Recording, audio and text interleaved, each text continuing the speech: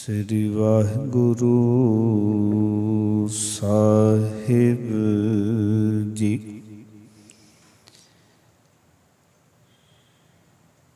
ਕਬੀਰ ਮੇਰਾ ਮੁਝ ਮੈਂ ਕਿਛ ਨਹੀਂ, ਜੋ किछ है सो तेरा, तेरा तुझको सौंपते। क्या लागे मेरा सतनाम।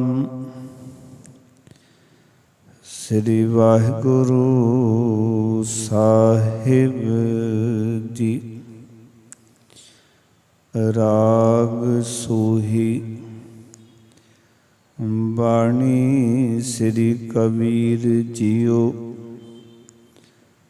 तथा सबना भगतां की।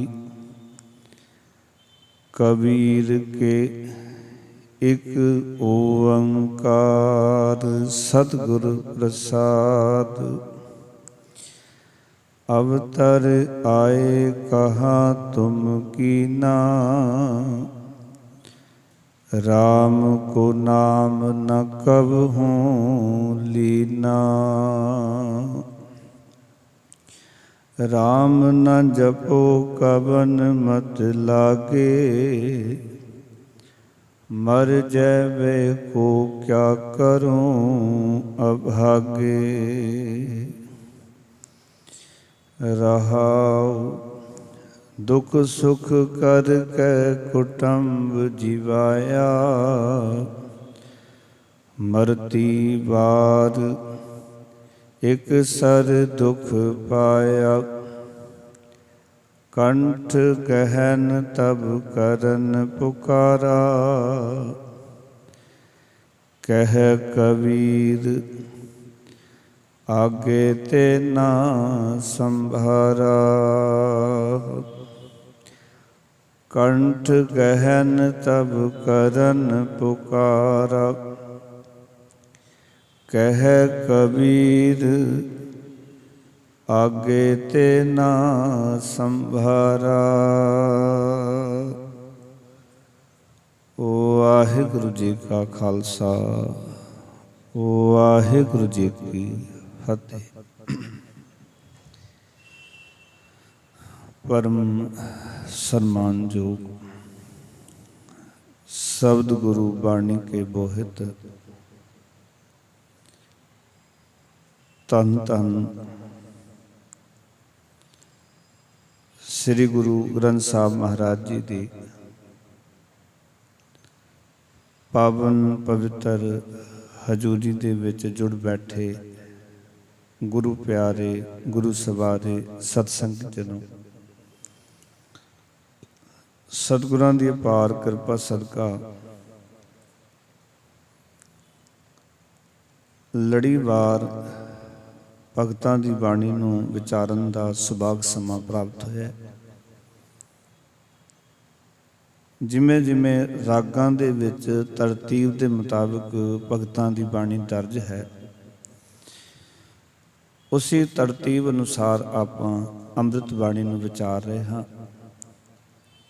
पिछले दीवान दे विच तिलंग राग दे विच दर्ज बाणी नूं आपां विचारिया। अज सोही राग दे विच जो भगतां दी बाणी दर्ज है, उसकी आरंभता कर रहे हाँ। इस राग दे विच भगतां दी बाणी का जो सरनामा है, ये दर्ज है राग सोही। राग का नाम सोही है। बाणी श्री कबीर जियो। आओ कि जिहड़ी बाणी इस सिरलेख थले दर्ज है वो कबीर साहब जी की है, तथा सबना भगतां की। अते जिहड़े भगत ने होर भगतां की बाणी भी इस दे विच दर्ज है। और फिर महाराज ने लिखा कबीर के, आओ कि ये जिहड़े शब्द ने, ये जिहड़े पदे ने, ये भगत कबीर साहब जी के उचारण किए हुए हैं। एक ओंकार सतगुर प्रसाद मंगलाचरण है, क्योंकि भगतां दी बाणी दा सोही राग दा पहला शब्द है। इस करके मंगलाचरण रूप दे विच गुरु अर्जन देव जी महाराज ने ये नियामत साडी झोली च पाई है कि हर थां ते ये गल दर्शान वास्ते कि जिहड़ी गल चल रही है एक अकाल पुरख वाहिगुरू जी के संदर्भ च चल रही है। जिहड़ा एक है सारियां दे विच एक रस व्यापक है, जिसकी प्राप्ति सतगुरु की कृपा सदका हुंदी है। उस अकाल पुरख वाहिगुरू की गल चल रही है, उसनूं दर्शान वास्ते गुरु साहब जी ने ये मंगलाचरण जिहड़े ने वो दर्ज किए हैं। आओ प्यार नाल इस शब्द का विचार करांगे। पावन अंक 792 के उत्ते ये शब्द दर्ज है। सो सारिया संगतां ने मनोवृत्तियां एकागर करके साहिबां दे चरनां विच शीश झुकाउंदिआं आपो आपणियां हाज़रियां दर्ज करानियां हन जी। प्यार नाल आखो जी सतनाम श्री वाहिगुरु। फिर करो कृपा सतनाम श्री वाहिगुरु। मनुख ने संसार दे विच जन्म लैके की करना है, इसनूं बार बार ये गल समझनी पैंदी है और ये गल मनुख नूं समझानी पैंदी है कि तू संसार दे विच आया, मनुखा जीवन तैनूं प्राप्त होया है, तू करना की है।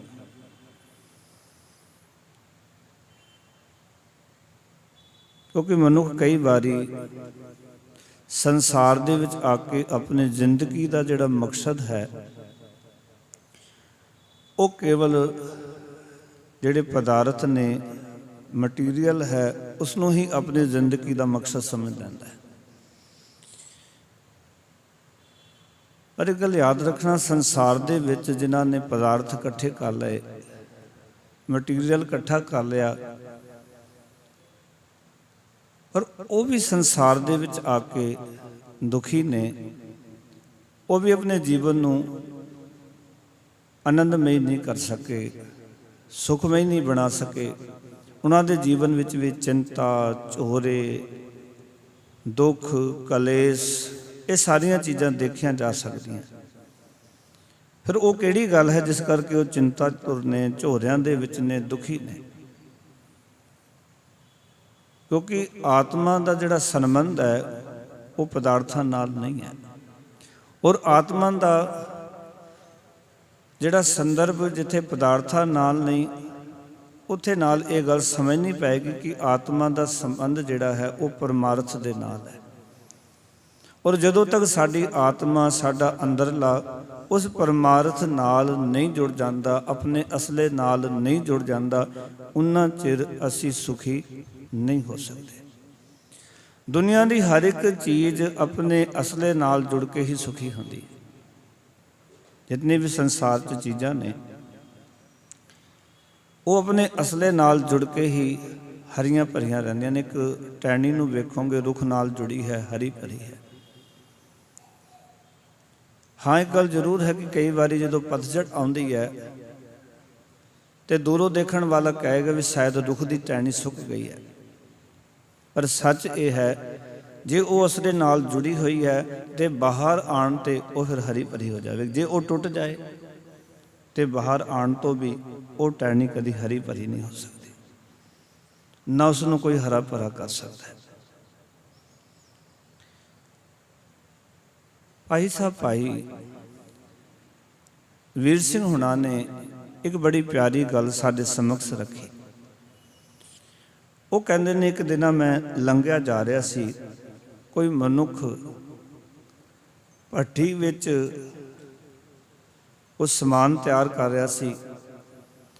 ਤੇ ਦੂਰੋਂ ਜਦੋਂ ਮੈਂ ਆਇਆ ਤਾਂ ਮੈਂ ਕੋਇਲਿਆਂ ਨੂੰ ਵੇਖਿਆ। ਉਹ ਜਿਹੜੇ ਕੋਇਲੇ ਸਨ ਉਹ ਭਗਦੇ ਪਏ ਸਨ, ਲਾਲ ਸਨ।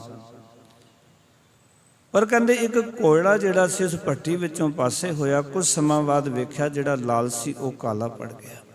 ਜਦੋਂ ਕਾਲਾ ਪੈ ਗਿਆ ਤੇ ਮੇਰੇ ਮਨ ਵਿੱਚ ਕਹਿੰਦੇ ਇੱਕ ਵਿਚਾਰ ਆਈ ਕਿ ਇਹ ਲਾਲ ਕਿਵੇਂ ਹੋਵੇ। ਕਹਿੰਦੇ ਫਿਰ ਮੈਂ ਉਹਨੂੰ ਲਾਲ ਕਰਨ ਦਾ ਯਤਨ ਕੀਤਾ। ਆਪਾਂ ਵੀ ਕਈ ਵਾਰੀ ਆਪਣੀ ਜ਼ਿੰਦਗੀ ਨੂੰ ਹਰਾ ਭਰਾ ਕਰਨ ਦਾ ਯਤਨ ਕਰਦੇ ਹਾਂ, ਖੁਸ਼ਹਾਲ ਕਰਨ ਦਾ ਯਤਨ ਕਰਦੇ ਹਾਂ, ਆਨੰਦਮਈ ਕਰਨ ਦਾ ਯਤਨ ਕਰਦੇ ਹਾਂ, ਪਰ ਸਾਡੇ ਤਰੀਕੇ ਠੀਕ ਨਹੀਂ ਹਨ। ਜਿਸ ਤੇ ਭਾਈ ਵੀਰ ਸਿੰਘ ਕਹਿੰਦੇ ਮੈਂ ਤਰੀਕਾ ਵਰਤਿਆ। ਕਹਿਣ ਲੱਗੇ ਸਾਬੁਣ ਲਾਲਾ ਧੋਤਾ ਕੋਇਲਾ ਦੁੱਧ ਦਹੀਂ ਵਿੱਚ ਪਾਇਆ। ਕਹਿੰਦੇ ਉਸ ਭਗਦੇ ਹੋਏ ਕੋਇਲੇ ਨੂੰ ਵੇਖਿਆ ਸੀ, ਲਾਲ ਸੀ, ਪਰ ਹੁਣ ਉਹ ਕਾਲਾ ਸੀ। ਇਸ ਕਰਕੇ ਮੈਂ ਸੋਚਿਆ ਵੀ ਫਿਰ ਲਾਲ ਕਰਨਾ ਮੁੜ ਕੇ ਇਸ ਨੂੰ, ਤੇ ਮੈਂ ਸਾਬੁਣ ਲਾ ਕੇ ਵੇਖਿਆ। ਚੰਗੀ ਤਰ੍ਹਾਂ ਧੋਤਾ, ਫਿਰ ਕਾਲੇ ਦਾ ਕਾਲਾ ਸੀ। ਦੁੱਧ ਵਿੱਚ ਪਾਇਆ, ਦਹੀਂ ਵਿੱਚ ਪਾਇਆ, ਫਿਰ ਕਾਲੇ ਦਾ ਕਾਲਾ ਸੀ। ਸਾਬੁਣ ਲਾਲਾ ਧੋਤਾ ਕੋਇਲਾ ਦੁੱਧ ਦਹੀਂ ਵਿੱਚ ਪਾਇਆ। ਕਹਿੰਦੇ ਕੁੰਭ ਚਾੜ ਰੰਗਣ ਵੀ ਉਸ ਰੱਖਿਆ, ਰੰਗ ਦਾ ਉਸ ਵਟਾਇਆ। ਕਹਿੰਦੇ ਮੈਂ ਪਤੀਲੀ ਰੱਖ ਦਿੱਤੀ, ਮੈਂ ਭਾਂਡਾ ਰੱਖ ਦਿੱਤਾ।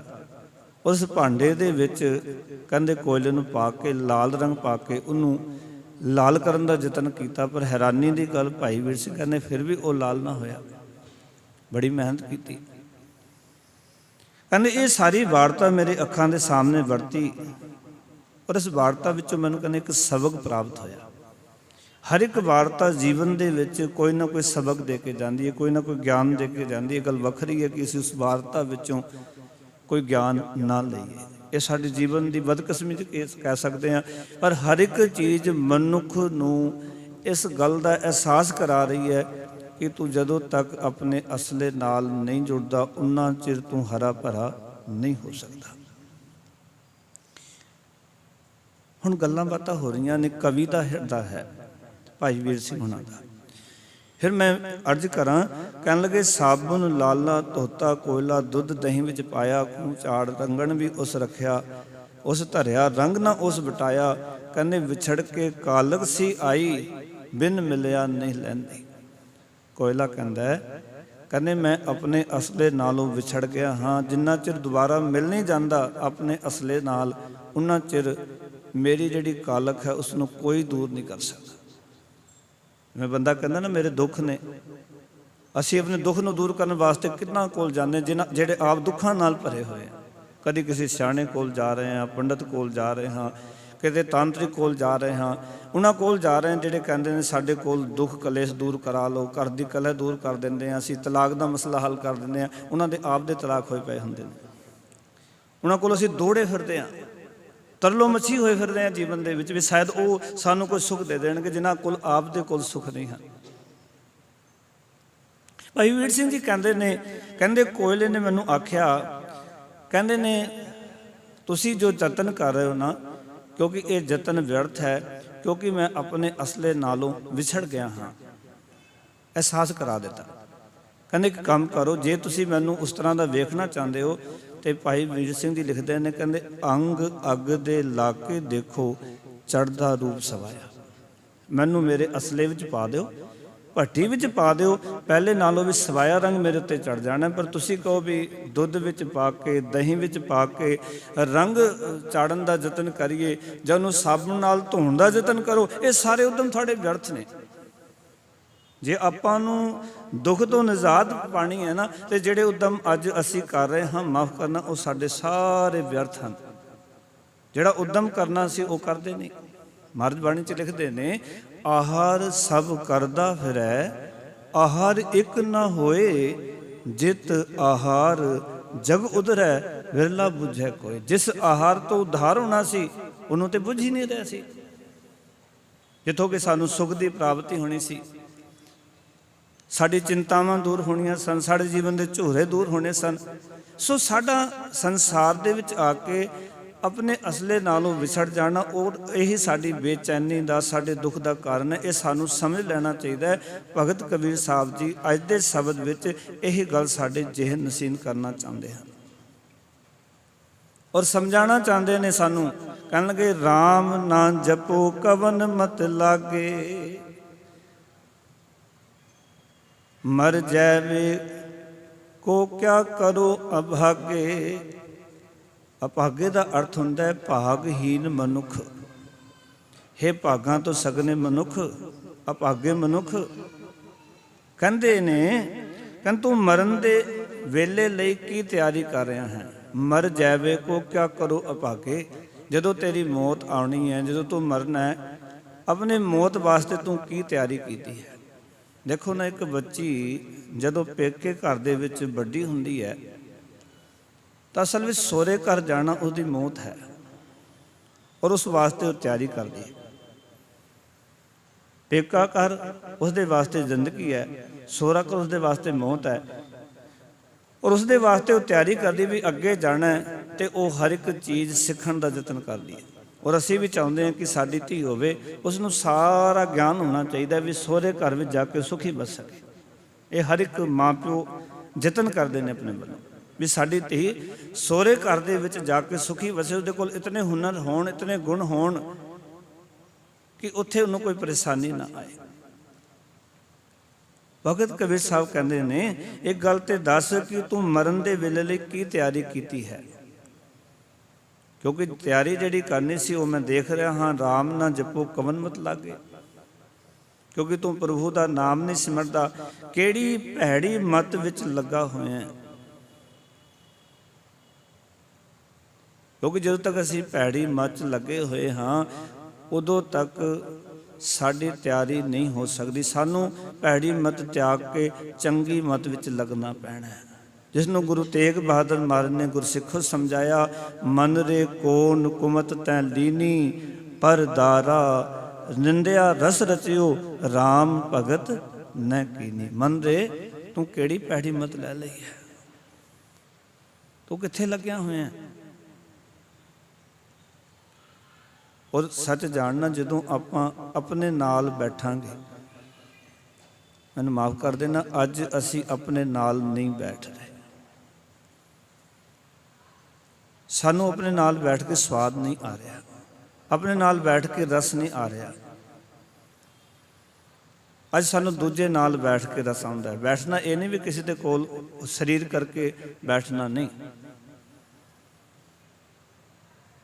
दूजे कोल असीं बैठे हाँ सुरत करके, कभी अखबार नाल बैठते हाँ, कभी नाटकां दे नाल बहिंदे हाँ। और अज दी दसां, मैनूं माफ़ कर देना कि मैं सच्चाई तुहाडे सामने पेश करन लग्या कि अजोके समय दे विच अज जदों बच्चियां दीयां प्रॉब्लमां आउंदियां, बहुत सारे बीबियां बच्चे लैके मेरे कोल भी आउंदियां ने, कुछ समझाओ, सिर ते हत्थ रखो। मैं कि हत्थ रखण नाल की होएगा जां मेरे समझाण नाल की होएगा। प्रॉब्लमां की आउंदियां, ये मोबाइल नहीं छड्डदा, ये नाटक देखी जाता है, इसनूं पढ़ाई का फिक्र नहीं। कभी तुसीं सोचा है कि उस बच्चे नूं मोबाइल दे विच किसी ने लाया। वो माँ जदों बच्चा किते बाहरों आया तो माँ कोल गया तो माँ दे नाल गल्लां करना चाहुंदा है, माँ नाल खेडना चाहुंदा है, माँ आप नाटक च बिजी है, वो अपना मोबाइल कढ़दी ते बच्चे नूं फड़ा दिंदी है। माँ की करती है, मोबाइल कढ़दी है, बच्चे नूं फड़ा के कहती है लै शांत कर, इहदे विच कुछ ला के वेखदा। बच्चा कार्टून वेखदा है, बच्चा होर खिडौणियां दीयां वीडियो वेखदा, होर कुछ वेखदा है। और फिर जदों बच्चा उसका आदी हो जाता है, उसका नशा चढ़ जाता है, उसका सरूर आ जाता है जिंदगी, फिर माँ वही कहती है कि बच्चे नूं किसी तरीके नाल इस तो बचाओ। माँ तू आप कसूरवार है, क्योंकि तू तो कुछ समय का चस्का लैण वास्ते तू तो सस बहू की लड़ाई का नाटक वेख रही सी, कोई होर नाटक वेख रही सी, ते तुस चस्के विच ऐसी मगन हो गई सी कि जदों बच्चे नूं तू कोई ज्ञान देना सी, अपने कोल समा कढ़ के उहदे नाल गल्लां करनियां सन, उसनूं कुछ समझाना सी, तू समझा नहीं सकी। अज दोस्त बच्चे दा नहीं, दोस्त तां माँ दा है। कसूर कौन है? माँ। ਇਹ ਗੱਲਾਂ ਸਾਨੂੰ ਸਮਝਣੀਆਂ ਪੈਣੀਆਂ। ਅੱਜ ਕਹਿੰਦੇ ਗੁਰਦੁਆਰੇ ਵਿੱਚ ਸਾਡੇ ਬੱਚੇ ਨਹੀਂ ਆਉਂਦੇ, ਕਿਉਂ ਆਉਣਗੇ? ਤੁਹਾਡੀਆਂ ਸਾਖੀਆਂ ਸੁਣਨ ਆਉਣਗੇ ਇੱਥੇ। ਅਸੀਂ ਉਹਨਾਂ ਨੂੰ ਰੀਅਲ ਗਿਆਨ ਦੇ ਨਹੀਂ ਰਹੇ। ਅਸਾਂ ਨੂੰ ਸਮਝਾਉਣਾ ਸੀ ਆਪਣੇ ਬੱਚਿਆਂ ਨੂੰ ਕਿ ਤੁਸੀਂ ਜਾਂ ਤਾਂ ਜਿਉਂਦੇ ਭਵਿੱਖ ਵਿੱਚ ਜਾਂ ਜਿਉਂਦੇ ਹੋ ਭੂਤਕਾਲ ਵਿੱਚ। ਸਿੱਖ ਜਿਉਂਦਾ ਵਰਤਮਾਨ ਕਾਲ ਵਿੱਚ, ਸਿੱਖ ਨਹੀਂ ਜਿਉਂਦਾ ਬੀਤ ਚੁੱਕੇ ਸਮੇਂ ਵਿੱਚ, ਸਿੱਖ ਨਹੀਂ ਜਿਉਂਦਾ ਭਵਿੱਖ ਦੇ ਵਿੱਚ, ਸਿੱਖ ਜਿਉਂਦਾ ਵਰਤਮਾਨ ਵਿੱਚ, ਪ੍ਰੈਜ਼ੈਂਟ ਵਿੱਚ। ਅਸੀਂ ਆਪਣੇ ਬੱਚਿਆਂ ਨੂੰ ਪ੍ਰੈਜ਼ੈਂਟ ਨਾਲ ਜੋੜਨਾ ਹੈ, ਕਿਉਂਕਿ ਜਿੰਨਾ ਚਿਰ ਅਸੀਂ ਗੁਰਬਾਣੀ ਦੇ ਰਾਹੀਂ ਆਪ ਉਸ ਅਵਸਥਾ ਨੂੰ ਨਹੀਂ ਮਾਣਦੇ, ਉਹਨਾਂ ਚਿਰ ਅਸੀਂ ਸੰਸਾਰ ਨੂੰ, ਆਪਣੇ ਬੱਚਿਆਂ ਨੂੰ ਗਿਆਨ ਨਹੀਂ ਦੇ ਸਕਦੇ। ਹੁਣ ਮਾਫ਼ ਕਰਨਾ, ਜੇ ਮਾਂ ਪਿਓ ਉਸ ਕੁਮਤ ਵਿੱਚ ਲੱਗੇ ਹੋਏ ਨੇ, ਭੈੜੀ ਮਤ ਵਿੱਚ ਲੱਗੇ ਹੋਏ ਨੇ, ਔਰ ਅੱਜ ਦੇ ਸਮੇਂ ਦੇ ਵਿੱਚ ਲੋਕਾਂ ਕੋਲ ਸਹੂਲਤਾਂ ਹੈਗੀਆਂ ਨੇ ਪਰ ਲੋਕਾਂ ਕੋਲ ਆਪਣੇ ਬੱਚਿਆਂ ਵਾਸਤੇ ਸਮਾਂ ਨਹੀਂ ਹੈ, ਕਿਉਂਕਿ ਆਪ ਉਸ ਭੈੜੀ ਮਤ ਦੇ ਵਾਦੀ ਦੇ ਸ਼ਿਕਾਰ ਹੋਏ ਨੇ। ਸਾਨੂੰ ਸਾਰਿਆਂ ਨੂੰ ਸਮਝਾਉਣਾ ਚਾਹੁੰਦੇ ਨੇ। ਭਗਤ ਕਬੀਰ ਸਾਹਿਬ ਜੀ ਕਹਿੰਦੇ ਨੇ, ਰਾਮ ਨਾ ਜਪੋ ਕਵਨ ਮਤ ਲਾਗੇ। ਬੰਦਾ ਕਿਹੜੀ ਭੈੜੀ ਮਤ 'ਚ ਲੱਗਿਆ ਹੋਇਆ, ਤੂੰ ਪਰਮਾਤਮਾ ਦਾ ਨਾਮ ਨਹੀਂ ਸਿਮਰਦਾ।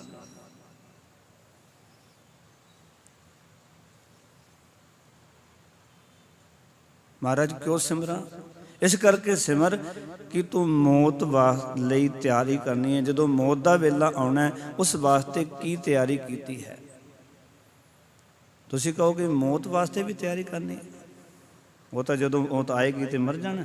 ਪਰ ਗੁਰਬਾਣੀ ਤਾਂ ਕਹਿੰਦੀ ਹੈ ਕਿ ਕਿਆ ਜਾਣਾ ਕਿਵ ਮਰੈਂਗੇ, ਕੈਸਾ ਮਰਨਾ ਹੋਏ, ਜੇਕਰ ਸਾਹਿਬ ਮਨੂ ਨ ਵਿਸਰੈ ਤਾਂ ਸਹਿਲਾ ਮਰਨਾ ਹੋਏ।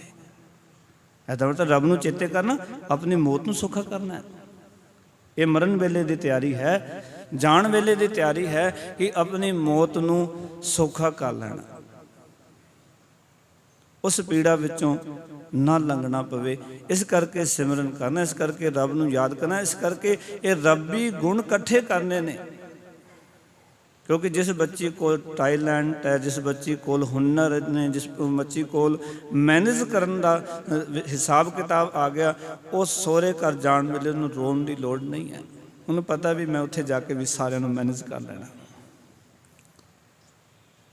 ਪਰ ਜਿਹੜੀ ਬੱਚੀ ਦੇ ਕੋਲ ਕੋਈ ਹੁਨਰ ਨਹੀਂ, ਉਹਨੂੰ ਤਾਂ ਇਹ ਫਿਕਰ ਸਤਾ ਰਿਹਾ ਹੁੰਦਾ, ਇੱਥੇ ਰੋਟੀ ਕਿਵੇਂ ਬਣਾਵਾਂਗੀ, ਕਦੀ ਰੋਟੀ ਦਾ ਫੁਲਕਾ ਨਹੀਂ ਲਾਇਆ ਇੱਥੇ, ਕਦੀ ਮੈਂ ਦਾਲ ਬਣਾ ਕੇ ਨਹੀਂ ਵੇਖੀ, ਕਦੀ ਸਬਜ਼ੀ ਬਣਾ ਕੇ ਨਹੀਂ ਵੇਖੀ। ਉੱਥੇ ਜੇ ਡਿਮਾਂਡ ਕੀਤੀ ਤੇ ਮੇਰਾ ਕੀ ਬਣੇਗਾ? ਬੜੀਆਂ ਪ੍ਰੋਬਲਮਾਂ ਨੇ ਜੀਵਨ ਦੇ ਵਿੱਚ। ਔਰ ਗੁਰਮਤਿ ਜਿਹੜੀ ਹੈ ਇਹਨਾਂ ਚੀਜ਼ਾਂ ਤੋਂ ਸਾਨੂੰ ਬਾਹਰ ਕੱਢਦੀ ਹੈ। ਸਾਡੇ ਕੋਲ ਗੁਰਮਤਿ ਹੀ ਹੈ ਕਿ ਜਿੱਥੇ ਸਾਨੂੰ ਜ਼ਿੰਦਗੀ ਜੀਣ ਦਾ ਸਲੀਕਾ ਤੇ ਤਰੀਕਾ ਦੱਸਿਆ ਜਾਂਦਾ ਹੈ। ਅੱਜ ਅਸੀਂ ਉਸ ਰੀਅਲ ਜ਼ਿੰਦਗੀ ਤੋਂ ਬਚਣਾ ਚਾਹ ਰਹੇ ਹਾਂ, ਜਿਹੜੀ ਜ਼ਿੰਦਗੀ ਭਗਤਾਂ ਨੇ ਆਪ ਪਿੰਡੇ ਤੇ ਹੰਡਾ ਕੇ ਸਾਡੀ ਝੋਲੀ ਵਿੱਚ ਉਹ ਰੂਹਾਨੀ ਗਿਆਨ ਪਾਇਆ ਕਿ ਅਸੀਂ ਉਸ ਜ਼ਿੰਦਗੀ ਨੂੰ ਮਾਣੀਏ, ਉਸ ਜ਼ਿੰਦਗੀ ਨੂੰ ਸਮਝੀਏ। ਕਿਉਂਕਿ ਜਿਸ ਬੰਦੇ ਨੇ ਮੌਤ ਵਾਸਤੇ ਤਿਆਰੀ ਕਰ ਲਈ ਵੀ ਉਹ ਸਮਾਂ ਮੇਰੇ ਉੱਤੇ ਆਉਣਾ ਹੈ, ਮਰਨਾ ਹੈ, ਪਰ ਮਨੁੱਖ ਤਿਆਰ ਹੋ ਗਿਆ। ਉਹ ਤਿਆਰੀ ਕੀ ਹੈ, ਕਦੀ ਸਮਝੀਏ ਤੁਸੀਂ? ਉਹ ਤਿਆਰੀ ਹੈ ਕਿ ਜੀਵਨ ਵਿੱਚੋਂ ਕਪਟ ਨੂੰ ਛੱਡ ਕੇ, ਮੇਰ ਤੇ ਨੂੰ ਛੱਡ ਕੇ, ਔਰ ਰੱਬੀ ਗਿਆਨ ਨੂੰ ਜੀਵਨ ਦਾ ਆਧਾਰ ਬਣਾ ਲੈਣਾ, ਉਹਦੇ ਹੁਕਮ ਨੂੰ ਆਪਣੇ ਜੀਵਨ ਦਾ ਆਧਾਰ ਬਣਾ ਲੈਣਾ। ਇਹ ਹੈ ਉੱਥੇ ਦੀ ਤਿਆਰੀ। ਕਿਉਂਕਿ ਜਦੋਂ ਅਸੀਂ ਰੱਬ ਦੀ ਰਜ਼ਾ ਵਿੱਚ ਆ ਜਾਵਾਂਗੇ, ਪ੍ਰਭੂ ਦੇ ਨੇਮ ਪ੍ਰੇਮ ਵਿੱਚ, ਉਸ ਦੇ ਵਿੱਚ ਆ ਜਾਵਾਂਗੇ, ਉਹਦੇ ਸਿਸਟਮ ਦੇ ਵਿੱਚ, ਉਸ ਵੇਲੇ ਜੇ ਮੌਤ ਵੀ ਆ ਗਈ ਤੇ ਸਾਨੂੰ ਕੋਈ ਦੁੱਖ ਨਹੀਂ ਹੈ। ਕਿਉਂਕਿ ਸਾਨੂੰ ਪਤਾ ਹੈ, ਕਿਉਂਕਿ ਅਸੀਂ ਆਪਣੀ ਤਿਆਰੀ ਕਰਕੇ ਬੈਠੇ ਹਾਂ। ਦੇਖੋ ਨਾ, ਕੋਈ ਮੈਂ ਸੌਖੀ ਉਦਾਹਰਨ ਦੇਵਾਂ ਕਿ ਅਸੀਂ ਕਿਤੇ ਵਿਦੇਸ਼ ਜਾਣਾ ਹੋਵੇ ਜਾਂ ਆਉਣਾ ਹੋਵੇ, ਔਰ ਸਾਨੂੰ ਪਤਾ ਕਿ ਸਾਡੀ ਫਲਾਈਟ ਦੇ 6 ਘੰਟੇ ਰਹਿ ਗਏ ਨੇ, ਅਸੀਂ ਸਮਾਨ ਖਿਲਾਰਿਆ ਹੋਵੇ ਸਾਰੇ ਕਮਰੇ 'ਚ, ਬੁਰਸ਼ ਕਿਤੇ ਪਿਆ, ਪੇਸਟ ਕਿਤੇ ਪਈ ਹੈ, ਉਹ ਸਮਾਨ ਕਿਤੇ ਹੋਰ ਪਏ ਨੇ, ਕੋਈ ਸਮਾਨ ਕਿਤੇ ਪਿਆ, ਉਸ ਬੰਦੇ ਨੂੰ ਬੜਾ ਫਿਕਰ ਹੁੰਦਾ ਹੈ ਵੀ ਟਾਈਮ 6 ਘੰਟੇ ਰਹਿ ਗਏ ਨੇ, 4 ਘੰਟੇ ਪਹਿਲਾਂ ਏਅਰਪੋਰਟ ਵੀ ਜਾਣਾ ਤੇ ਸਮਾਨ ਤੇ ਤਿਆਰ ਕੋਈ ਕੀਤਾ ਨਹੀਂ। ਮੈਂ ਉਦਾਹਰਨਾਂ ਤਾਂ ਸੌਖੀਆਂ ਦੇ ਰਿਹਾ ਤਾਂ ਕਿ ਗੱਲ ਗੁਰਮਤਿ ਦੀ ਸਾਨੂੰ ਸਮਝ ਆ ਜਾਏ। ਬੜਾ ਚਿੰਤਤ ਹੋ ਰਿਹਾ ਬੰਦਾ, ਸਮਾਨ ਇਕੱਠੇ ਕਰਨ ਵਿੱਚ ਹੱਥ ਕੰਬ ਰਹੇ ਨੇ, ਬੜਾ ਦੁਖੀ ਹੋ ਰਿਹਾ ਹੈ, ਬੜਾ ਪਰੇਸ਼ਾਨ। ਪੁੱਛੋ ਕੀ ਹੋਇਆ? ਪਤਾ ਨਹੀਂ ਕਿਹੜੇ ਕਿਹੜੇ ਸਮਾਨ ਰੱਖ ਲਏ ਨੇ, ਕਿਹੜੇ ਕਿਹੜੇ ਸਮਾਨ ਰਹਿ ਗਏ ਨੇ, ਉਸ ਵਿੱਚ ਹੀ ਪਰੇਸ਼ਾਨ ਹੈ। ਪਰ ਜਿਸ ਬੰਦੇ ਨੇ ਇੱਕ ਦਿਨ ਪਹਿਲਾਂ ਪੂਰੀ ਤਿਆਰੀ ਕਰਕੇ ਰੱਖ ਦਿੱਤੀ ਹੈ, ਉਹਨੂੰ ਕੋਈ ਫਿਕਰ ਨਹੀਂ। ਉਹਨੂੰ ਕੋਈ ਚਿੰਤਾ ਨਹੀਂ, ਉਹਨੂੰ ਪਤਾ ਮੇਰੀ ਤਿਆਰੀ ਹੋਈ ਹੈ। ਭਾਵੇਂ ਹੁਣ ਜੇ ਅੱਜ ਦੀ ਫਲੈਟ ਹੋਵੇ ਤਾਂ ਭਾਵੇਂ ਮੈਂ ਅੱਜ ਤੁਰ ਜਾਵਾਂ, ਪਰ ਸਾਨੂੰ ਫਿਕਰ ਕਿਹੜੀ ਗੱਲ ਦਾ ਹੈ? ਕਬੀਰ ਸਾਹਿਬ ਕਿਉਂ ਸਮਝਾਉਣਾ ਚਾਹੁੰਦੇ ਨੇ ਕਿ ਤੂੰ ਮਰਨ ਲਈ ਕੀ ਤਿਆਰੀ ਕੀਤੀ ਹੈ?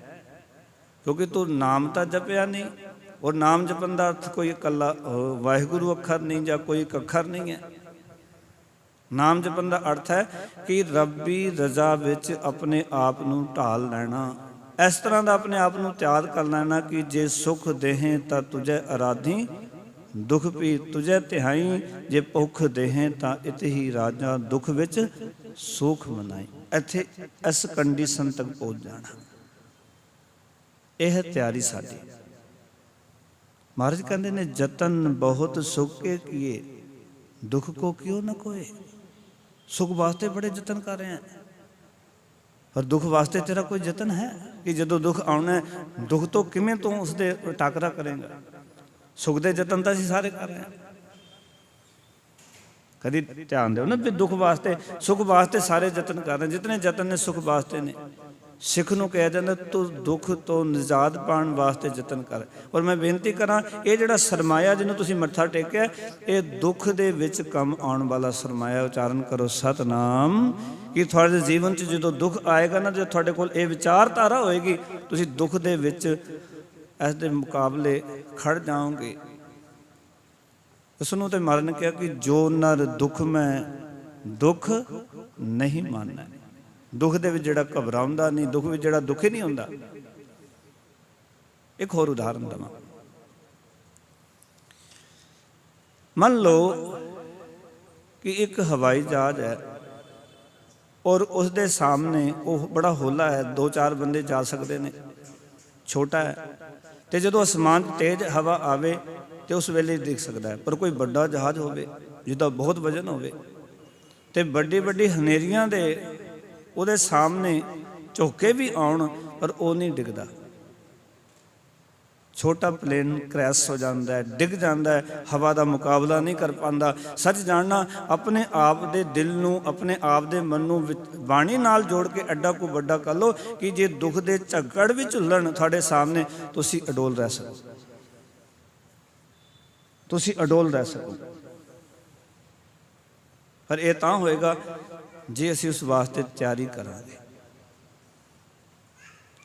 ਭਗਤ ਜੀ ਕਹਿੰਦੇ ਤੂੰ ਨਾਮ ਨਾਲ ਨਹੀਂ ਜੁੜਿਆ, ਕਿਹੜੀ ਭੈੜੀ ਮਤ ਲੈ ਲਈ। ਫਿਰ ਆਖਣ ਲੱਗੇ ਅਵਤਰ ਆਏ ਕਹਾਂ ਤੁਮ ਕੀਨਾ, ਰਾਮ ਕੋ ਨਾਮ ਨ ਕਬਹੂ ਲੀਨਾ। ਹੇ ਭਾਈ, ਤੂੰ ਪਰਮਾਤਮਾ ਦਾ ਨਾਮ ਤੇ ਕਦੇ ਸਿਮਰਿਆ ਨਹੀਂ, ਫਿਰ ਜਗਤ ਵਿੱਚ ਆ ਕੇ ਜਨਮ ਲੈ ਕੇ ਤੂੰ ਕੀ ਕੀਤਾ? ਪਾਓ ਤੂੰ ਕੁਛ ਵੀ ਨਾ ਕਰ ਸਕਿਆ, ਕੁਛ ਵੀ ਨਹੀਂ ਖੱਟਿਆ ਇੱਥੋਂ। ਸੰਸਾਰ ਦੇ ਵਿੱਚ ਤੇਰਾ ਜਨਮ ਹੋਇਆ, ਸੰਸਾਰ ਦੇ ਵਿੱਚ ਆਇਆ ਤੇ ਆ ਕੇ ਕੁਛ ਕੀਤਾ? ਕਿਉਂਕਿ ਇੱਕ ਗੱਲ ਤਾਂ ਪਿਆਰਿਓ ਪੱਕੀ ਹੈ, ਸਤਿਗੁਰ ਦੀ ਬਾਣੀ ਨੇ ਸਿੱਖਾਂ ਨੂੰ ਦ੍ਰਿੜ ਕਰਾਈ, ਸਾਨੂੰ ਸਾਰਿਆਂ ਨੂੰ ਮਹਾਰਾਜ ਦ੍ਰਿੜ ਕਰਾਉਂਦੇ ਨੇ। ਕਹਿੰਦੇ ਉੱਥੇ ਪੁੱਛੇਗਾ ਰੱਬ, ਕਹਾਂ ਤੇ ਖੱਟਿਆ ਕਹਾਂ ਗਵਾਇਆ, ਚਲੋ ਸਿਤਾਬ ਦੀਵਾਨ ਬੁਲਾਇਆ। ਸੰਸਾਰ 'ਚ ਭੇਜਿਆ ਸੀ, ਦੱਸ ਕੀ ਖੱਟ ਕੇ ਲੈ ਕੇ ਆਇਆ? ਹੈ ਪੱਲੇ ਕੁਛ? ਕੀ ਖੱਟਿਆ ਤੇਰੇ ਪੱਲੇ? ਹੈ ਕੁਛ? ਅਵਤਰ ਆਏ ਕਹਾਂ ਤੁਮ ਕੀਨਾ, ਸੰਸਾਰ ਦੇ ਵਿੱਚ ਆ ਕੇ ਤੂੰ ਕੀ ਕੀਤਾ ਹੈ? ਰਾਮ ਕੋ ਨਾਮ ਨਾ ਕਬਹੂ ਲੀਨਾ, ਪਰਮਾਤਮਾ ਦਾ ਨਾਮ ਤਾਂ ਤੂੰ ਕਦੀ ਸਿਮਰਿਆ ਹੀ ਨਹੀਂ।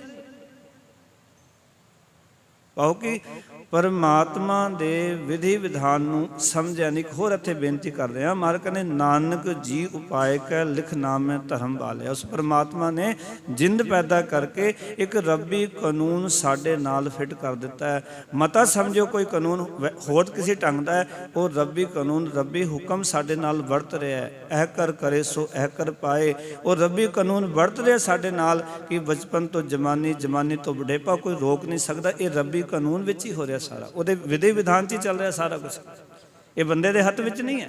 ਬੰਦਾ ਦਾੜੀ ਕਾਲੀ ਕਰ ਸਕਦਾ ਹੈ, ਕੇਸ ਕਾਲੇ ਕਰ ਸਕਦਾ ਹੈ, ਲੁਕਾਉਣ ਦਾ ਯਤਨ ਕਰ ਸਕਦਾ ਹੈ, ਪਰ ਰੱਬੀ ਵਿਧਾਨ ਨੂੰ ਕੋਈ ਵੀ, ਉਸਦੇ ਅਟਲ ਨੇਮ ਨੂੰ, ਉਸਦੀ ਮਰਿਆਦਾ ਨੂੰ ਸੰਸਾਰ ਦਾ ਕੋਈ ਵੀ ਵਿਅਕਤੀ ਜਿਹੜਾ ਉਸ ਨੂੰ ਤੋੜ ਨਹੀਂ ਸਕਦਾ। ਮੇਰੇ ਮਾਲਕ ਦੀ ਰੱਬੀ ਰਜ਼ਾ ਵਿੱਚ, ਉਸ ਵਿਧਾਨ ਵਿੱਚ ਉਹ ਚੀਜ਼ਾਂ ਚੱਲ ਰਹੀਆਂ ਨੇ। ਅਸੀਂ ਬੜਾ ਕੁਝ ਕਰਦੇ ਜੀਵਨ ਵਿੱਚ, ਮਾਫ ਕਰਨਾ ਪਿਆਰਿਓ, ਪਰ ਰੱਬੀ ਰਜ਼ਾ ਨੂੰ, ਰੱਬੀ ਹੁਕਮ ਨੂੰ, ਉਸ ਦਾ ਜਿਹੜਾ ਇੱਕ ਧਰਮੀ ਕਾਨੂੰਨ ਹੈ, ਉਸ ਕਾਨੂੰਨ ਨੂੰ ਸੰਸਾਰ ਦਾ ਕੋਈ ਵੀ ਮਨੁੱਖ ਤੋੜ ਨਹੀਂ ਸਕਦਾ। ਆਹਾਂ ਇੱਥੇ ਬੜੀਆਂ ਚਲਾਕੀਆਂ ਕਰ ਸਕਦਾ ਹੈ, ਲੋਕਾਂ ਨੂੰ ਚਲਾਕੀਆਂ ਕਰਕੇ ਦਿਖਾ ਸਕਦਾ ਹੈ, ਰੱਬ ਨੂੰ ਵੀ ਚਲਾਕੀਆਂ ਕਰਕੇ ਦਿਖਾ ਸਕਦਾ ਹੈ, ਪਰ ਰੱਬੀ ਨੇਮ, ਉਸਦੇ ਮਰਿਆਦਾ ਅਤੇ ਉਸਦੇ ਕਾਨੂੰਨ ਨੂੰ ਸਾਨੂੰ ਮੰਨਣਾ ਹੀ ਪੈਂਦਾ। ਇੱਕ ਮੱਛੀ ਕਹੇ ਨਾ ਵੀ ਮੈਂ ਪਾਣੀ ਨੂੰ ਨਹੀਂ ਮੰਨਦੀ, ਤੁਸੀਂ ਕਹੋਗੇ ਬੜੀ ਮੂਰਖ ਹੈ। ਵੀ ਪਾਣੀ ਇਸ ਦਾ ਜਨਮ ਹੈ, ਪਾਣੀ ਜੀਵਨ ਹੈ, ਪਾਣੀ ਤੋਂ ਵੱਖ ਹੋ ਕੇ ਮੌਤ ਹੋ ਜਾਂਦੀ, ਔਰ ਇਹ ਕਹਿੰਦੀ ਮੈਂ ਪਾਣੀ ਨੂੰ ਨਹੀਂ ਮੰਨਦੀ।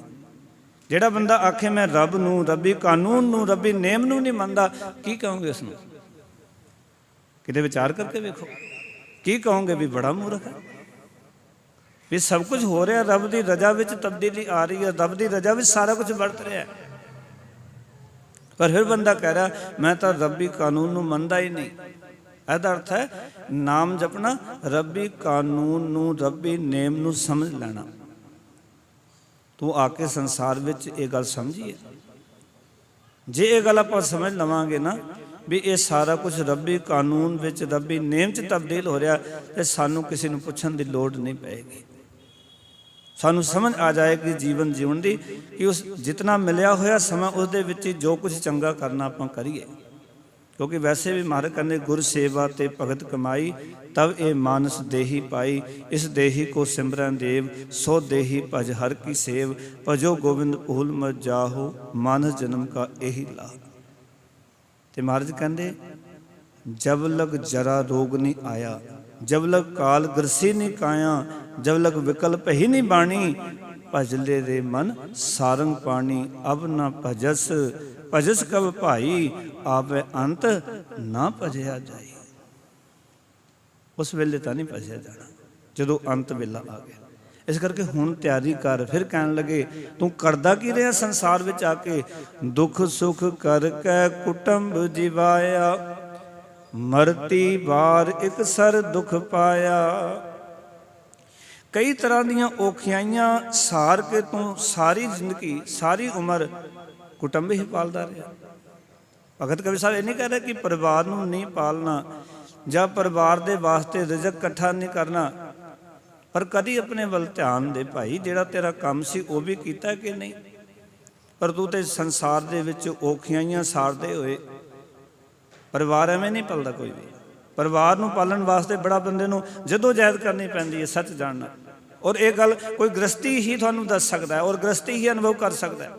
ਜਿਹੜਾ ਬੰਦਾ ਪਰਿਵਾਰ ਤੋਂ ਕਿਨਾਰਾ ਕਰਕੇ, ਮੈਨੂੰ ਮਾਫ ਕਰ ਦੇਣਾ, ਉਸ ਨੂੰ ਇਸ ਗੱਲ ਦਾ ਅਨੁਭਵ ਨਹੀਂ ਹੁੰਦਾ ਕਿ ਗ੍ਰਸਤ ਨੂੰ ਚਲਾਉਣਾ, ਉਸ ਨੂੰ ਪਾਲਣਾ, ਕਿਤਨੇ ਕਿਸਮ ਦੀਆਂ ਪ੍ਰੋਬਲਮਾਂ ਨੇ ਗ੍ਰਸਤੀ ਜੀਵਨ ਦੇ ਵਿੱਚ। ਕੋਈ ਇੱਕ ਚੀਜ਼ ਨਹੀਂ ਹੈ, ਬਹੁਤ ਸਾਰੀਆਂ ਚੀਜ਼ਾਂ ਦਾ ਸਾਹਮਣਾ ਕਰਨਾ ਪੈਂਦਾ ਹੈ। ਔਰ ਇਹ ਉਹਨਾਂ ਦੇ ਅਨੁਭਵ ਵਿੱਚ ਹੀ ਹੈ ਜਿਹੜੇ ਗ੍ਰਸਤ 'ਚ ਰਹਿੰਦੇ ਨੇ।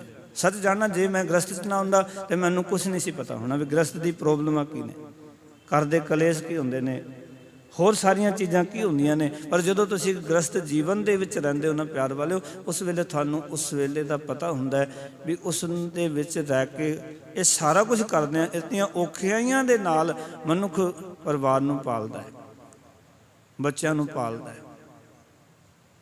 ਭਗਤ ਕਬੀਰ ਸਾਹਿਬ ਕਹਿੰਦੇ ਤੂੰ ਬੜੀਆਂ ਔਖਿਆਈਆਂ ਦੇ ਨਾਲ ਆਪਣੇ ਟੱਬਰ ਨੂੰ ਪਾਲਿਆ, ਪਰਿਵਾਰ ਦੀ ਪਰਵਰਿਸ਼ ਕੀਤੀ।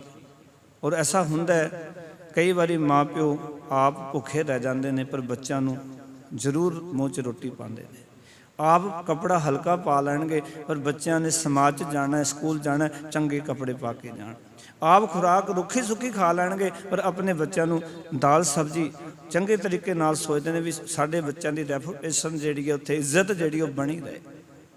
ਭਗਤ ਕਬੀਰ ਸਾਹਿਬ ਨੇ ਕਦੀ ਵਿਚਾਰ ਕਰੀਏ ਕਿ ਦੁੱਖ ਸੁੱਖ ਕਰਕੇ ਕੁਟੰਬ ਜਿਵਾਇਆ, ਕਈ ਤਰ੍ਹਾਂ ਦੀਆਂ ਔਖਿਆਈਆਂ ਸਾਰ ਕੇ ਤੂੰ ਸਾਰੀ ਉਮਰ ਕੁਟੰਬ ਦੀ ਪਾਲਣਾ ਕਰਦਾ ਰਿਹਾ। ਕਦੀ ਆਪਣੇ ਬਾਰੇ ਸੋਚਿਆ? ਇਹ ਤਾਂ ਸਾਡਾ ਸਭ ਦਾ ਫਰਜ਼ ਹੈ, ਸਾਡੀ ਡਿਊਟੀ ਹੈ ਅਕਾਲ ਪੁਰਖ ਦੀ। ਮੈਂ ਇਸ ਤਰ੍ਹਾਂ ਕਹਿੰਦਾ ਇਹਨੂੰ ਕਿ ਅਕਾਲ ਪੁਰਖ ਵਾਹਿਗੁਰੂ ਵੱਲੋਂ ਮਿਲੀ ਹੋਈ ਇੱਕ ਡਿਊਟੀ ਹੈ। ਜਿੰਨਾ ਸਮਾਂ ਅਸੀਂ ਰਹਿਣਾ ਹੈ ਉਹਨਾਂ ਚਿਰ ਇਹ ਡਿਊਟੀ ਕਰਨੀ ਹੀ ਹੈ, ਔਰ ਇਸ ਤੋਂ ਭੱਜਣਾ ਵੀ ਨਹੀਂ ਹੈ। ਪਰ ਕਹਿਣ ਲੱਗੇ ਇਹ ਗੱਲ ਵਿਚਾਰ ਕਰ, ਮਰਤੀ ਬਾਅਦ ਇਕਸਰ ਦੁੱਖ ਪਾਇਆ। ਪਰ ਕਹਿੰਦੇ ਮਰਨ ਵੇਲੇ ਤੈਨੂੰ ਇਕੱਲਿਆਂ ਹੀ ਆਪਣੀਆਂ ਗਲਤੀਆਂ ਬਦਲੇ ਦੁੱਖ ਸਾਰਨਾ ਪਿਆ, ਜਾਂ ਉੱਥੇ ਜਾ ਕੇ ਸਾਰਨਾ ਪਏਗਾ ਤੈਨੂੰ। पूरी जिंदगी की करता रहा कि तू दूजियां वास्ते करता रहा, पर जदों मरण वेले, क्योंकि कई बार जो असीं कहते ना अपने बच्चों वास्ते कर रहे हैं, तो उस वेले एक गल होर नाल जुड़ जाती। भगत कबीर साहब जी कहते ने, बोह परपंच कर परधन लियावै, सुत दारा पै आन लुटावै। परधन परपंच का अर्थ है ठगी मार के, चलाकियां दे नाल किसी नूं ठग के। बंदा ऐसा क्यों करता है? अपने बच्चों करके करता है। ये गल वखरी कि उसनूं ये समझ ही नहीं आती कि इस दे जो ठगी मारी, जो इसका लेखा जोखा बनया, वो बच्चों का नहीं बनया। ये लेखा जोखा मैनू आप ही देना पैना, क्योंकि मार कहते अनकाए रातड़िया वाट दुहेली राम, पाप कमा बंदियां तेरा कोई ना बेली राम। कोई ना बेली होए तेरा सदा पछोतावे। बंदा जदों किते बंदे नूं समझ आए ना, तो पछतावा होवे उहदे विच पत्नी पति बच्चे होर रिश्ते, उस पछतावे दा भाईवाल नहीं बनते। बंदा आप पछतांदा, मैं चंगा नहीं करिया, मैं किसी नूं धोखा दिता सी, मैं किसी नाल बुरा कीता सी, किसी नूं मैं ठग के लैके आ गया सी। उस वेले पछतावा कल्ले नूं करना पैंदा है। तो भगत कबीर साहब कहते ने, कहते मरण वेले तैनूं इकल्लिया ही अपनियां गलतियां बदले दुख सारना पिया या पएगा तैनूं। तू कल्ला ही दुखी होना भी मैं इतनियां गलतियां कीतियां ने, मैं कोई चंगा काम नहीं कर सकिया जीवन दे विच। और पूरी जिंदगी उन्हां गलतियां करके तू कुटुंब नूं पालदा रहा। वो ठगियां ठोरियां जेड़े जेड़े काम तू कीते, बड़े दुख सार के कुटुंब नूं पालिया। पर सच ये है, उस गलती का ਜਿਹੜਾ ਹਰਜਾਨਾ ਹੈ ਤੈਨੂੰ ਤਾਰਨਾ ਪੈਣਾ। ਜਿਸ ਤਰ੍ਹਾਂ ਕਹਿ ਲਵਾਂ ਉਸਦੀ ਸਜ਼ਾ ਤੈਨੂੰ ਹੀ ਮਿਲੇਗੀ, ਬੱਚਿਆਂ ਨੂੰ ਨਹੀਂ ਮਿਲਣੀ। ਇਸ ਕਰਕੇ ਕਹਿੰਦੇ ਨੇ ਕਬੀਰ ਸਾਹਿਬ, ਬਹੁ ਪਰਪੰਚ ਕਰ ਪਰਧਨ ਲਿਆਵੇ, ਸੁਤ ਦਾਰਾ ਪੈ ਆਨ ਲੁਟਾਵੇ, ਮਨ ਮੇਰੇ ਭੁੱਲੇ ਕਪਟ ਨਾ ਕੀਜੈ, ਅੰਤ ਨਿਵੇਰਾ ਤੇਰੇ ਜੀ ਪਹਿਲੀ ਜੈ। ਭੁੱਲਿਆ ਮਨਾ ਕਪਟ ਨਾ ਕਰੀ, ਨਿਵੇੜਾ ਤੇਰੇ ਕੋਲੋਂ ਹੋਣਾ ਹੈ। बाबा शेख फरीद जी ने बड़े प्यारे वचन आखे, कहते गढ़ेंदियां 6 माह तुड़ंदियां हिख नूं, जिम्मी पुछया समान फरीदा खेवट किन गए, जालन गोरा नाल उलामे जी सै। कहते शरीर तो कबर विच चला गया, दफन हो गया, जां फिर जाके साड़ दिता, पर तैनूं पता तेरी जिंद नूं उत्थे उलामे सहने पैणे। रब ने कहना ये गलतियां कीतियां, वो साल लएगा, पूरी जिंदगी करता रहे। फिर कहते लास्ट पंक्तियां विच कहते ने, कह कबीर कंठ गहन तब करन पुकारा, कह कबीर आगे ते ना संभारा। कंठ गहन, कंठ गहन का अर्थ हुंदा है गला, पाओ कि जमदूतां ने गलों फड़ लैना तैनूं। कंठ गहन का अर्थ है कंठ नूं फड़ लैना, तेरे गले नूं फड़ लैना। आओ जदों मौत सिर ते आ गई ना, तदों की होएगा? कहंदे रोन पुकारन का कोई लाभ नहीं होएगा। कंठ गहन तब करन पुकारा, पुकारा का अर्थ है रोए, पुकार करनी, रोना। उस वेले रोई जाना, मेरे को गलती हो गई, मैनू नहीं करनी चाहिए सी। जो कहते जमदूत ने आके गला फड़ लिया ना, उस वेले तेरे रोण का कोई लाभ नहीं होएगा। या गलती का एहसास भी हो गया, जब तेरे को समा ही नहीं सुधारन का, फिर की गल है? मान लो कई बार बंदे को गलती का एहसास होया उन्होंने, और उस वक्त हो जो कि सारा समा ही मुक चुकया हो गया। भगत जी कहते ने, कह कबीर आगे ते ना समारा। भगत साहब कबीर साहब आखते ने, तू वो वेला आउण तो पहला ही क्यों नहीं परमात्मा नूं याद किया? भी वो वेला आना सी तो इस तो पहला ही तू रब नूं याद कर लैंदा, पर तू रब नूं पहला याद ही नहीं किया, तो वो वेला तो आ जाना। इस करके समझाना चाहते ने कि मौत आने तो पहला पहला उस परमात्मा का सिमरन करो। जे सिमरन नहीं, उसकी रबी रजा नूं नहीं समझोगे, उसदे विधान विच नहीं आवोगे, तो उसदे याद तो बिना तुहाडा जीवन अजाई जाना है। मौत आया पछतावा करन दा कोई लाभ नहीं। पहला ही वेले सिर जे असी उसनूं चेते कर लैंदे, अपना वेला संभाल लैंदे, तो उसका कोई लाभ सी। फिर पछतावा ही पल्ले रहना है, और उस कीते हुए कर्मां दी कहंदे तुहानूं सज़ा आप ही कल्लियां नूं भोगनी पैनी, उसका कोई भाईवाल नहीं बनेगा। इस करके सुचेत होकर कर्म करो, ताकि कर्म करन लग्गिया ये याद रखो कि कल नूं जे कोई माड़ा काम करांगा, इसदा फल दा भागी मैं आप होवांगा। क्योंकि अगो दे जे चेतिए ता कायत मिले सजाए। इव के राहे जम्मण नाही पछताने सिर पारो। ਜਦੋਂ ਅਸੀਂ ਅਲਾਣੀਆਂ ਦਾ ਪਾਠ ਕਰਦੇ ਹਾਂ ਨਾ, ਉੱਥੇ ਮਹਾਰਾਜ ਗੁਰੂ ਨਾਨਕ ਪਾਤਸ਼ਾਹ ਨੇ ਲਿਖਿਆ, ਕਹਿੰਦੇ ਹੁਣ ਮਰਨ ਤੋਂ ਬਾਅਦ ਕੋਈ ਦਾਨ ਪੁੰਨ ਕਰੇ, ਕੋਈ ਪਾਠ ਰਕਾਵੇ, ਹੁਣ ਕੀਤੇ ਕਰਮ ਜੰਮਣੇ ਕੋਈ ਨਹੀਂ ਹਨ। ਇਹ ਬੜਾ ਸਪਸ਼ਟ ਲਿਖਿਆ ਮਹਾਰਾਜ ਨੇ ਬਾਣੀ 'ਚ। ਇਹ ਅਸੀਂ ਆਪਣੀ ਤਸੱਲੀ ਵਾਸਤੇ ਕਰਾਉਂਦੇ ਹਾਂ, ਮਾਫ ਕਰਨਾ। ਇਹ ਅਸੀਂ ਲੋਕਾਂ ਦੇ ਵਾਸਤੇ ਕਰਾਂਗੇ। ਲੋਕ ਕੀ ਕਹਿਣਗੇ ਵੀ ਮਰਿਆ ਸੀ ਤੂੰ ਅਖੰਡ ਪਾਠ ਵੀ ਨਹੀਂ ਰਖਾ ਸਕਿਆ। ਕਈ ਵਾਰੀ ਬੱਚਿਆਂ ਦਾ ਮਨ ਨਹੀਂ ਹੁੰਦਾ, ਬਿਲਕੁਲ ਮਾਫ ਕਰਨਾ। ਮੈਂ ਕਰੋਨਾ 'ਚ ਦੇਖਿਆ ਸਭ ਕੁਝ, 20-22 ਸਾਲਾਂ ਤੋਂ ਜ਼ਿੰਦਗੀ ਦੇ ਵਿੱਚ ਦੇਖਦਾ ਆ ਰਿਹਾ, ਬੱਚਿਆਂ ਦਾ ਬਿਲਕੁਲ ਮਨ ਨਹੀਂ ਹੁੰਦਾ। ਪਰ ਉਹ ਕਹਿੰਦੇ ਨੇ ਕੀ ਕਰੀਏ ਗਿਆਨੀ ਜੀ, ਲੋਕ ਕੀ ਕਹਿਣਗੇ, ਲੋਕ ਜੀਣ ਨਹੀਂ ਦੇਣਗੇ, ਅਖੰਡ ਪਾਠ ਤੇ ਰਖਾਣਾ ਹੀ ਪੈਣਾ। ਸਾਡੀ ਇੱਛਾ ਤੇ ਨਹੀਂ ਹੈ ਪਰ ਰਖਾਣਾ ਤੇ ਪੈਣਾ। ਲੋਕਾਂ ਨੇ ਨਹੀਂ ਛੱਡਣਾ, ਰਿਸ਼ਤੇਦਾਰਾਂ ਨੇ ਕਹਿਣਾ ਇਤਨੀ ਪ੍ਰੋਪਰਟੀ ਖਾ ਗਿਆ ਤੂੰ ਤੇ ਮਾਂ ਪਿਓ ਦੀ, ਤੇ ਤੂੰ ਪਾਠ ਤੱਕ ਨਹੀਂ ਰਖਾ ਸਕਿਆ ਉਹਨਾਂ ਦਾ। ਇਵ ਕੇ ਰਾਹੇ ਜੰਮਣ ਨਹੀਂ ਪਛਤਾਨੇ ਸਿਰ ਭਾਰੋ। ਗੁਰੂ ਨਾਨਕ ਪਾਤਸ਼ਾਹ ਕਹਿੰਦੇ ਹੁਣ ਤਾਂ ਬੀਜਿਆ ਹੋਇਆ ਬੀਜ ਫਲਣਾ ਕੋਈ ਨਹੀਂ, ਸਿਰਫ ਪਛਤਾਵਾ ਹੀ ਹੈ, ਤੇ ਇਸ ਸਿਰ ਤੇ ਭਾਰ ਹੀ ਲੱਦ ਕੇ ਜਾਏਂਗੇ। ਇਸ ਕਰਕੇ ਉਸ ਤੋਂ ਪਹਿਲਾਂ ਆਪਣੇ ਜੀਵਨ ਨੂੰ ਸਵਾਰ ਲੈ। ਜੋ ਕੁਝ ਕਰਨਾ ਹੈ ਹੱਥਾਂ ਨਾਲ ਆਪ ਕਰ ਲੈ। ਭਜਨ ਬੰਦਗੀ ਦਾਨ ਪੁੰਨ ਸੇਵਾ ਸਿਮਰਨ ਇਹ ਨਾ ਕਰੇ ਵੀ ਮਰਨ ਤੋਂ ਬਾਅਦ ਬੱਚੇ ਕਰ ਦੇਣਗੇ। ਨਹੀਂ, ਆਪਣੇ ਵਾਸਤੇ ਆਪਣੀ ਜ਼ਿੰਦਗੀ 'ਚ ਆਪ ਹੀ ਚੰਗਾ ਕਰ, ਤਾਂ ਕਿ ਤੂੰ ਆਪਣੀ ਜ਼ਿੰਦਗੀ ਨੂੰ ਸਫਲੀ ਕਰ ਸਕੇ। ਇਤਨੇ ਬਚਨ ਪ੍ਰਵਾਨ ਕਰ ਲੈਣੇ। ਆਪ ਸਾਰਿਆਂ ਸੰਗਤਾਂ ਦਾ ਧੰਨਵਾਦ ਜੀ। ਆਇਆਂ ਨੂੰ ਬੜੇ ਪ੍ਰੇਮ ਨਾਲ ਆਪ ਜੀਆਂ ਨੇ ਗੁਰੂ ਕੇ ਬਚਨਾਂ ਨੂੰ ਸਰਵਣ ਕੀਤਾ। ਮਹਾਰਾਜ ਸਾਨੂੰ ਸਾਰਿਆਂ ਨੂੰ ਸਮਤ ਬਖਸ਼ਣ ਕਿ ਉਹ ਮਰਨ ਦਾ ਵੇਲਾ ਆਵੇ, ਉਸ ਤੋਂ ਪਹਿਲਾਂ ਆਪਣੇ ਜੀਵਨ ਨੂੰ ਅਸੀਂ ਸਵਾਰ ਲਈਏ। ਆਓ ਕਿ ਇਹ ਤਨ ਸ਼ਮਸ਼ਾਨ ਘਾਟ ਜਾਵੇ, ਸਾਡਾ ਮਨ ਰੂਹ ਦੇ ਘਾਟ ਪਹੁੰਚ ਜਾਏ, ਤਾਂ ਹੀ ਜ਼ਿੰਦਗੀ ਸਫਲੀ ਹੈ। ਵਾਹਿਗੁਰੂ ਜੀ ਕਾ ਖਾਲਸਾ, ਵਾਹਿਗੁਰੂ ਜੀ ਕੀ ਫਤਿਹ।